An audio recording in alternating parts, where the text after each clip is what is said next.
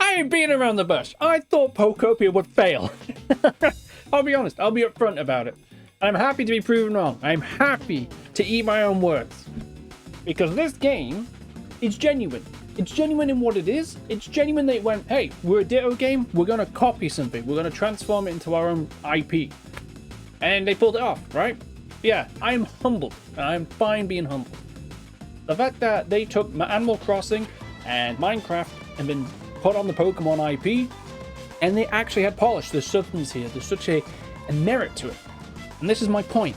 Simple games will always be bloated spectacle games, so long as they have a strong identity. If they know exactly what they want and what they're wanting to be, then I'm all for it. Because then that means you can have a very polished experience. And even if it's a short one, like Undertale for example, I'm still going to have a good impression by the end of it. And then I'm fine walking away and going, that was great. So why am I comparing this game to Crimson Desert? When they're completely different genres, it's not fair, you can't compare the two. No, they're both games that are drawing upon prior successes from other games, whether it be different genres, whether it be like, hey, I want to mimic that, I want to copy that, and they pull from that in order to create their own. But let's take a step back, and let's look at Pokopia then. Why was I so wrong? I didn't realize that they would actually pull it off, and they would put passion and care into this. There's a lot of polish here, and the original concern that I had was the camera. I thought the camera would be against this. I played Animal Crossing. I played that game to no end on the Switch. And it was fun, but I was burnt out from like, I'm not going to play this again, why won't I? And yet, with this game, with the building mechanics, and I'm thinking, hey, this camera is going to be really awkward, you know? I'm not going to be having fun with this, because it was awkward in Animal Crossing placing stuff, and in this game, it's going to be even worse, right? And with Pokemon's track record, yeah, I don't trust them. So then I see this, and then it actually comes out, the trailers, admittedly, I wasn't that impressed, and then we get to the actual game. Okay, wow, they actually have polish. There's a lot of good stuff here. They've even got an interesting grid system that allows you to kind of pinpoint where you want to go. Is it fully polished? Yeah, for the most part. There's still a bit of jank, but overall, I've seen some really impressive builds already come out from this. And yet when it comes to the core content of the game, how much there is there, and how much love and care went into this, I'm shocked. I'm genuinely shocked. I thought it'd be like, you know, you've seen these other anime games where they do like their own Minecraft or Animal Crossing clone, and I thought it'd be like that. It'd be a cheap one, it's Pokemon. I've seen Pokemon Sleep, I've seen Pokemon, they've got the mobile games. I'm just like, okay, it's gonna be one of these ones that just blow by. In a month or so, we'll forget about it. And yeah, it's a niche game. It's not gonna be for everyone, but it's really good at what it does. It knows what it wants to be, and it does it well. So I can't hate on this game. And to that one commenter, all the way back on that Gen 10 video, yeah, all right, I'll take it back, and I'm happy. But this is the thing. I want this white pill. I want to be impressed, because things like this is great. And before I go into Crimson Desert, this from Pokopia, what this signals to the industry is more white pilling than people are giving it credit for. Because people want sincerity, they want quality, right?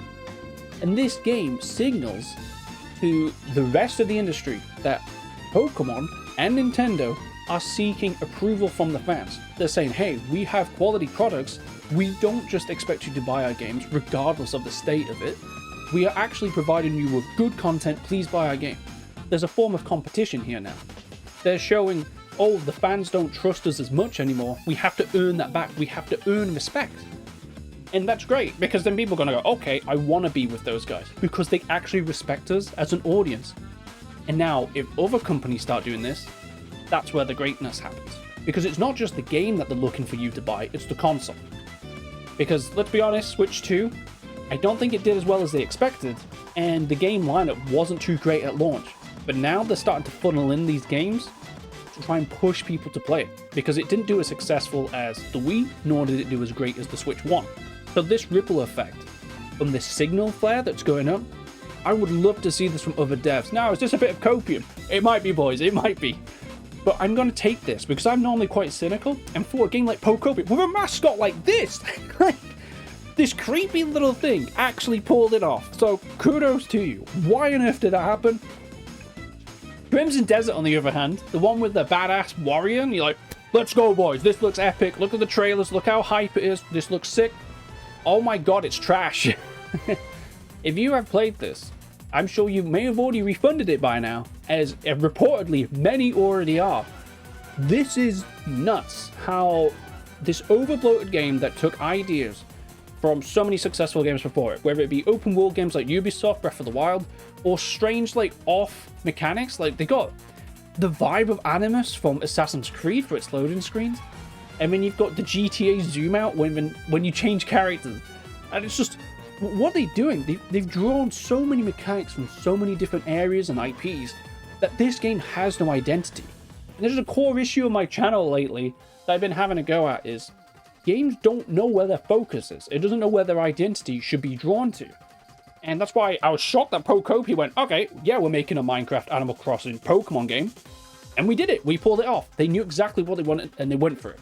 Crimson Desert, on the other hand, is like, we have no idea. Our gameplay is basically Dynasty Warriors, but more boring. There's less enemy variety and there's less dudes to go and mob. I'm like, all right, but what about the open world? Oh, it's kind of empty. What about the quests? Oh, you just do errands. And there's other people that have broken down this and gone more in depth. But frankly, I was so put off by this game. I'm going, why? Within the first hour, it's just boring. It comes off as like a cheap mobile game ad at the beginning with the story. And I'm like, what am I actually doing here? There's too much going on to know what is the game. I thought it'd be like Witcher 3. I think a lot of us wanted that Witcher 3 experience, right? Or something better than that even. And then what we got, it's like, I have no idea. So you pull it back and I go, what is this game?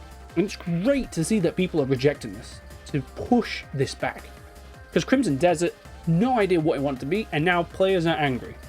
It deceived us, right? We can rightfully say that this game deceived players from the marketing. But I'm not going to hate the devs for this, because they are technically impressive for what they've done. It's just the direction. And that's the problem, right? Is that direction fails. Because whether it be corporations, whether it be businesses, whatever, the higher-ups have gone, whoa, that thing worked, put it in the game. Oh, that thing worked, put it in the game.